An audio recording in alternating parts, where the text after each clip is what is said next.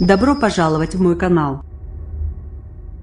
Partie d'Auxerre à 17h31, un train circulant en direction de Dijon via La Roche-Migène a percuté une voiture au passage à niveau de Jonche.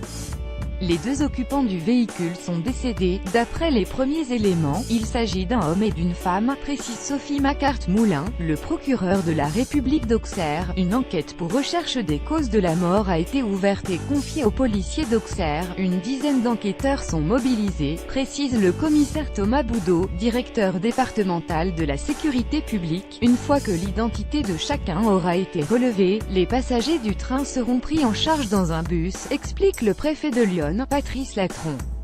Une fois que l'identité de chacun aura été relevée, les passagers du train seront pris en charge dans un bus, explique le préfet de Lyon, Patrice Latron. Les 54 passagers et le conducteur du train sont indemnes mais certains sont sous le choc, indique le préfet. Selon plusieurs témoins directs de l'accident, le passage à niveau a fonctionné. Sur place nous pouvons constater que la barrière est baissée et n'est pas endommagée. La circulation des trains est actuellement arrêtée sur la ligne, avec plusieurs trains retenus en gare. La circulation est également coupée sur la N77 au niveau du rond des points de Jonche, le temps des opérations. Un important dispositif de secours a été engagé sur place.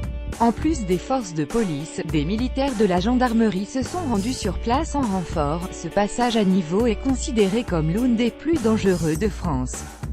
Il en existe deux dans Lyon, l'autre se trouvant à Coulanges-sur-Yonne. En 2010, un train avait percuté un bus scolaire à Jonche, faisant 17 blessés.